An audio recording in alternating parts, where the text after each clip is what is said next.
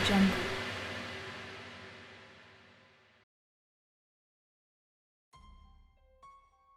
अस्सलाम वालेकुम प्यारी दोस्तों, जुल्फी नॉलेज लैंड में खुश आमदीद। गाजी एपिसोड 2। आखिरी काम जो अपने राजों और साथियों की हिफाजत के लिए किया गया था, वो हमारी एक एक दाढ़ निकाल कर इसकी जगह सख्त प्लास्टिक की दाढ़ लगा दी गई थी कि जब तशद्दुद बर्दाश्त करने की सकत ना रह जाए तो दाढ़ को निकाल कर चबा जाओ। दाढ़ में साइनाइड भरा हुआ था। दुश्मन को राज बता के गद्दार कहलाने से बेहतर है कि मौत को गले लगा के शहीद हो जाओ ताकि आइंदा नस्लें तुम पर फख्र कर सकें। ये थी हमारी तरबियत और जज्बा जिसके तहत हमें अपने मिशन की तकमील के लिए तैयार किया गया था। हम जिस्मानी और ज़हनी तौर पर अपने मिशन पर जाने के लिए बिल्कुल तैयार थे। सकूत ढाका के बाद भारत अपनी 80% से ज्यादा फौज मगरबी पाकिस्तान के बॉर्डर पर ले आया था। इंटेलिजेंस रिपोर्ट से मालूम हुआ था कि साबका मशरकी पाकिस्तान के बाद भारत पाकिस्तान के इस मुश्किल दौर से फायदा उठाकर मगरबी पाकिस्तान को भी निगल जाना चाहता है। भारत को अपनी अफवाज से ज्यादा इस वक्त के रूस से किए गए दिफाई मुआहदे पर बहुत गरूर और भरोसा था, जिसके तहत भारत पर हमला रूस पर हमला समझा जाना था। पाकिस्तानी अफवाज ने दौरान जंग इसी भारत और रूस के माबैन इस मुआहदे की वजह से महज दिफाई जंग लड़ी और भारत को इसी वजह से भरपूर मौका मिल गया कि वो मगरबी पाकिस्तान की दिफाई लिहाज से कमजोर मकामात पर भरपूर हमला करके पाकिस्तानी हदूद में दाखिल हो जाए। चुनाचे जंगबंदी के वक्त मगरबी पाकिस्तान का 5000 मुरब्बा मील इलाका भारत के कब्जे में जा चुका था। अफवाज पाकिस्तान ही नहीं बल्कि पूरी पाकिस्तानी कौम मायूसी का शिकार थी। हमारा ग्रुप स्टैंड बाई पोजीशन में था कि हमें 3 दिन की रुख्सत दी गई और हिदायत दी गई कि अपना सब सामान घर छोड़ कर आएं। सिर्फ जूतों का एक जोड़ा जो पहना हुआ हो और 2 जोड़े जो पैंट कमीज लाएं जिन पर कोई भी ऐसा निशान न हो कि वो पाकिस्तान के बने हुए हैं।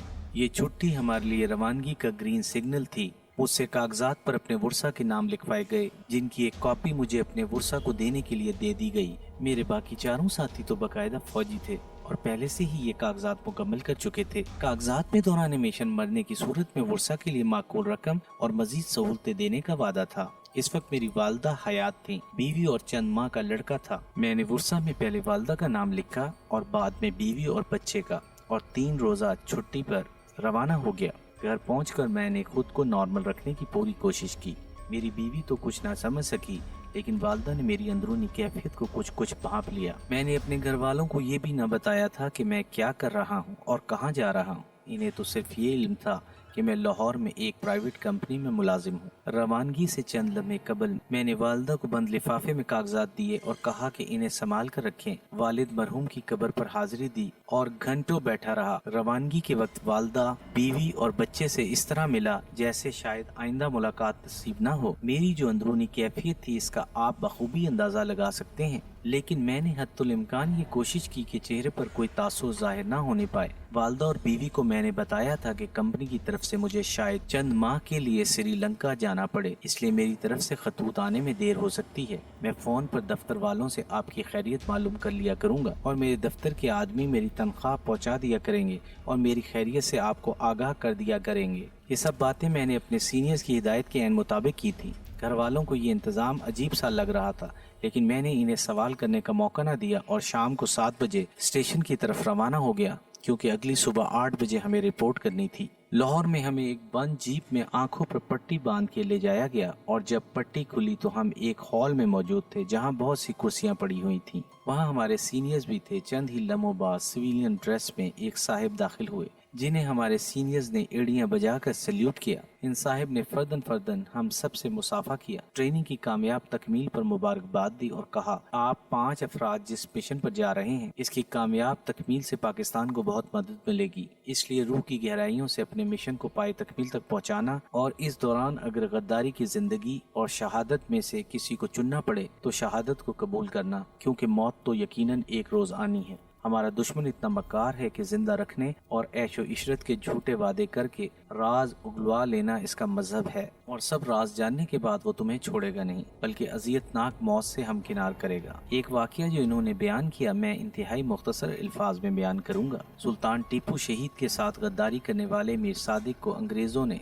جاگیر اور 7ویں پشت تک وظیفے سے نوازا تھا۔ وظیفے کی ادائیگی سرنگا پٹم کے خزانے سے ہوتی تھی۔ انگریز تو صرف حکومت میں اعلیٰ افسر ہوتے تھے، دیگر امور حکومت کے لیے ہندوستانی ملازم ہی ہوتے تھے۔ برسبیل تذکرہ یہ حقیقت کتنی عجیب اور افسوسناک ہے کہ 1857 میں جنگ آزادی سے لے کر 1947 میں آزادی ملنے تک پورے برصغیر میں انگریز سول ملازمین کی تعداد کبھی بھی 2500 سے زیادہ نہ رہی، اور یہ 2500 انگریز اپنے ہندوستانی ملازموں کے بل بوتے پر، جن میں 80% ہندو ہوتے تھے، پورے برصغیر پر دھڑلے سے حکومت کرتے رہے۔ یہ ایک تاریخی حقیقت ہے کہ میر صادق کے ورثہ وظیفے کی ادائیگی کے لیے جب پکار پڑتی تھی تو چپڑاسی بالکل آج کل کی عدالتوں میں رائج طریقے کے مطابق اونچی آواز میں پکارتا تھا کہ میر صادق غدار کے ورثہ حاضر ہوں۔ جیسے شہید ہمیشہ زندہ رہتا ہے، ویسے ہی غدار کی غداری اس کے مرنے سے ختم نہیں ہو جاتی، بلکہ یہ پشت در پشت اس کی اولاد کو یاد دلائی جاتی ہے کہ تمہارے اجداد میں غدار تھا۔ انہوں نے ایک مثال دی کہ بہادر شاہ ظفر کا سسر حکیم احسن، جس نے بہادر شاہ کو گرفتار کروایا تھا، اس کی اولاد تقسیم ہند کے بعد نقل مکانی کر کے کراچی آ گئی ہے اور سرکاری ملازمت اور تجارت میں مصروف ہے، لیکن وہ لوگ اپنے جد امجد حکیم احسن کا نام نہیں لیتے، اور اگر کسی کو اس کا علم ہو تو اسے نہایت عاجزی سے کہتے ہیں کہ اس بات کی تشہیر نہ کریں۔ اس مختصر سی تقریر یا نصیحت کے بعد وہ ہم پانچوں سے بغل گیر ہوئے اور کمرے سے باہر چلے گئے۔ ان کے جانے کے بعد ہم سب کی جسمانی اور ساتھ لائے ہوئے ایک ایک جوڑے کی بھرپور تلاشی لی گئی۔ سگریٹ، ماچس، بٹوے سب لے لیے گئے اور بھارتی سگریٹ، ماچس اور بٹوے دے دیے گئے۔ ہمارے ایئر بیگ لے کر ایسے ایئر بیگ دیے گئے جن پر میڈ ان انڈیا لکھا ہوا تھا۔ ہماری نکلی داڑیں 2 ڈاکٹروں نے پنوں کے ساتھ لگائیں۔ ان کے ساتھ کچھ ایسا کیمیکل بھی لگا ہوا تھا جس سے وہ نہایت مضبوطی سے چپک گئیں۔ ہم سب کو 5-5 ہزار کی بھارتی کرنسی دی گئی اور مجھے ایک کاغذ دیا گیا جس پر دلی، آگرہ اور بمبئی کے کچھ پتے درج تھے۔ کوڈ ورڈ بھی لکھا ہوا تھا۔ یہ ان بھارتی ہمدردوں کے پتے تھے جن سے رابطہ کرنے میں مجھے روپے اور دیگر مطلوبہ اشیاء مل سکتی تھیں۔ مجھے یہ ایڈریس اور نام یاد کرنے تھے جس مشن پر ہم جا رہے تھے۔ اس میں ایک نہیں بلکہ درجنوں کام تھے۔ اس کے علاوہ کوئی بھی اہم نوعیت کی معلومات اور وہاں کے حالات کو دیکھتے ہوئے جو کام بھی ملک کی بھلائی کے لیے مناسب نظر آئے وہ کرنے کی اجازت دی گئی تھی۔ یعنی ہمارا کوئی ایک مخصوص مشن نہ تھا، بلکہ ہمیں دشمن کے متعلق ہر قسم کی معلومات حاصل کرنی تھی اور موقع ملنے پر اسے زچ کرنا تھا۔ مزید برآں مجھے ایک خصوصی مشن دیا گیا تھا اور وہ تھا Indian army headquarter Delhi میں چیف آف انڈین آرمی کے دفتر کے کسی ملازم کو پلانٹ کرنا۔ ان دنوں فوٹو کاپی مشینیں نہیں تھیں، اس لیے جو کچھ بھی ٹائپ کیا جاتا تھا کاربن پیپر سے اس کی کاپیاں بنائی جاتی تھیں۔ کاربن کو اگر 1 یا 2 بار استعمال کیا جائے تو اس پر ٹائپ کی گئی عبارت بخوبی پڑھی جا سکتی ہے۔ اگر اس طرح استعمال شدہ کاربن ردی کی ٹوکری میں پھینک دیے جائیں اور صفائی کرنے والا دفتر کے اوقات کے بعد دوران صفائی وہ کاربن نکال کر ہمیں دے دے تو بہت ہی اہم معلومات ہمیں مل سکتی تھیں۔ علاوہ ازیں بریگیڈیئر اور اس سے اوپر کے عہدیدار تحفظ کے لیے رف پیڈ پر جو کچھ بھی لکھتے تھے اس سے اگلا خالی صفحہ ضائع کر دیتے تھے تاکہ قلم کے زور سے تحریر کے نقوش جو خالی صفحے پر آ جاتے ہیں وہ کسی کے ہاتھ نہ لگ جائیں۔ یہ بڑے رینک کے افسران خالی صفحے 2 یا 3 ٹکڑے کر کے ردی کی ٹوکری میں پھینک دیتے تھے اور وہ ردی کی ٹوکریاں ہمارے لیے خزانے سے کم نہ تھیں۔ میرے خصوصی مشن میں چیف آف آرمی سٹاف کے ٹائپسٹ اور دفتر کے دوسرے ٹائپسٹ، کلرکوں اور صفائی کرنے والوں کو دامے درمے یا کسی بھی جائز یا ناجائز طریقے سے پلانٹ کرنا اور مطلوبہ کاربن پھٹے ہوئے سادہ کاغذ حاصل کرنا شامل تھا۔ ایک بار جب کوئی یہ کام کر لے تو پھر آئندہ اس سے مکمل معلومات حاصل کرنا مشکل نہ تھا۔ بھارت اور پاکستان میں اس وقت حساس محکموں میں یہ طریقہ رائج تھا کہ جاسوس کو شکل اور جسمانی لحاظ سے ایسا ہونا چاہیے کہ ضرورت پڑنے پر 100 افراد میں بھی گم ہو سکے۔ اس دور میں دونوں ممالک کے جاسوس فقیر، مجذوب، ملنگ یا بالکل نچلے درجے کا کام کرنے والوں کا روپ دھار کر دشمن ملک میں کام کرتے تھے۔ پاکستان اور بھارت کے حساس محکموں کے افسران کی تربیت اسکاٹ لینڈ یارڈ میں اور اکثر ایک ہی وقت میں ہوتی تھی۔ نتیجتاً دونوں ممالک کے افسران ایک ہی طرز کی تربیت دیتے تھے۔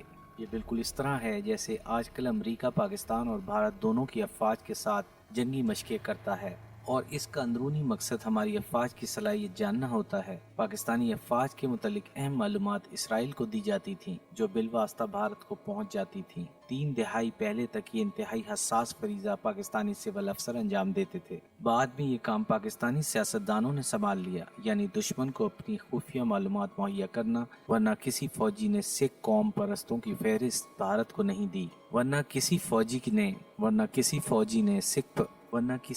نے سکھ قوم پرستوں کی فہرست بھارت کو نہیں دی، اور نہ ہی کسی فوجی نے بھارتی ٹینکوں پر بیٹھ کر پاکستان میں داخل ہونے کی بات کی۔ کسی فوجی نے یہ اعلان نہیں کیا کہ پاکستان کے پاس ایٹم بم موجود ہے، اور نہ ہی کسی فوجی نے بھارت انتہائی پسندیدہ قوم کا درجہ دیا۔ یہ نیک کام صرف سیاستدان ہی کر رہے ہیں۔ میں اپنے قد کاٹ اور شکل و صورت سے کسی پہلو سے بھی بھارتی نہیں لگتا تھا، اور سینکڑوں نہیں بلکہ ہزاروں میں مجھے ڈھونڈ لینا بہت آسان تھا۔ مجھے بھارت کی اونچی سوسائٹی میں گھل مل جانا اور نیچے درجے کے ہوٹل میں قیام کرنا تھا۔ غالباً میں پہلا شخص تھا جسے یہ مشن سونپا گیا، کیونکہ اپنے غیر معمولی قد کاٹ اور شکل و شباہت کی وجہ سے مجھے پاکستانی جاسوس سمجھے جانے کا کم سے کم امکان تھا۔ پاکستان کی طرح بھارتی پولیس اور CBI والے بھی صرف نچلے درجے کے ہوٹلوں پر ہی ریڈ کرتے ہیں۔ 4 یا 5 سٹار ہوٹلوں میں داخل ہونے کی ان میں بھی جرت نہیں ہوتی۔ تربیلا میں ملازمت کے دوران وہاں غیر ملکی افسران اور ان کی فیملیوں کے لیے بنے کلبوں میں میری رسائی تھی۔ میں اس دور کے مقبول ترین بال روم ڈانس جیسے اسکوائر، والز اور راک ایڈ رول میں مہارت حاصل کر چکا تھا۔ بھارت میں قیام کے دوران ان خرافات سے مجھے بڑی مدد ملی۔ بھارت میں چوپڑا فیملی بڑی مشہور ہے۔ یہ پنجابی بڑے قد کاٹ والے اور نسبتاً سفید رنگ کے ہیں، اس لیے مجھے ونود چوپڑا کا نام دیا گیا۔ اس فیملی نے کاروبار، صنعت اور فلم انڈسٹری میں خاصا نام کمایا ہے، اور یہ سارے بھارت میں پھیلے ہوئے ہیں۔ اسی طرح میرے دیگر ساتھیوں کو بھی مختلف ہندو نام الاٹ کیے گئے۔ آئندہ سطور میں مشن کے واقعات ایک تسلسل کے ساتھ آ رہے ہیں۔ اس سے پہلے چند سطور میں ایک وضاحت کرنا ضروری سمجھتا ہوں۔ ایک جاسوس کے لیے اپنی زندگی سے زیادہ اہم اپنے مشن کی تکمیل ہے۔ بھارت میں ہندو نام کے ساتھ داخل ہو کر مجھے خالصتاً ایک ہندو کے روپ میں اپنا کام کرنا تھا، اور اس کے لیے مجھے وہ بھی کرنا پڑا جس کی اسلام میں ممانعت ہے۔ مجھے وطن عزیز کی سلامتی کے لیے جو مشن سونپے گئے تھے انہیں ہر قیمت پر مکمل کرنا تھا۔ اس دوران مجھ سے جو غیر شرعی اور غیر اسلامی حرکات ہوئیں ان کے لیے میں صرف اس ذات کے سامنے جواب دہ ہوں جو رحمان اور رحیم ہے۔ ہمیں دوران تربیت والی رہائی گاہ پر لایا گیا۔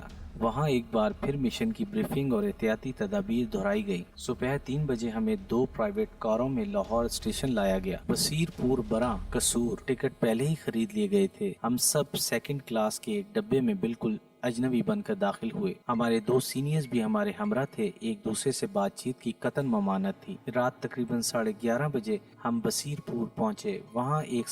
وہاں ایک سیف ہاؤس میں ہمارے کھانے اور سونے کا انتظام تھا۔ اس سیف ہاؤس کے ایک حصے میں چیخو پکار کی آوازیں آتی تھیں۔ سینئرز نے ہمیں بتایا کہ کچھ بھارتی ہیں جو بارڈر کراس کرتے ہوئے پکڑے گئے تھے، ان کی تفتیش کی جا رہی ہے۔ سیف ہاؤس کے مستقل رہائشی بالکل خاموشی سے ہماری مطلوبہ اشیاء ہمیں پہنچا رہے تھے، اور اگر ہم کوئی سوال کرتے تو محض مسکرا کر خاموش ہو جاتے تھے۔ دوسری صبح 9 بجے ہم نے بصیر پور سے کوچ کیا اور 3 جیپوں میں ہمارا قافلہ روانہ ہوا۔ ہمیں یہ نہیں بتایا گیا کہ ہمیں کہاں لے جایا جا رہا ہے۔ سفر مسلسل جاری رہا۔ یہ کبھی نہر کی پگڈنڈی پر اور کبھی کچی اور ٹوٹی پھوٹی سڑکوں پر جاری رہا۔ غروب آفتاب کے قریب ہم خیموں کے ایک پڑاؤ میں پہنچے جہاں پاکستانی بارڈر فورس کے جوانوں نے ہمارا خیر مقدم کیا۔ وہاں ہمیں ہمارے سینئرز نے بتایا کہ ہم بھاول نگر میں منڈی صادق گنج کے قریب بارڈر سے صرف 2 کلومیٹر کی دوری پر ہیں۔ وہاں 2 اجنبی دیہاتیوں سے ہمیں ملایا گیا۔ ٹھیک 10 روز بعد دلی میں 11 بجے دن ان میں سے ایک نے مجھے ملنا تھا۔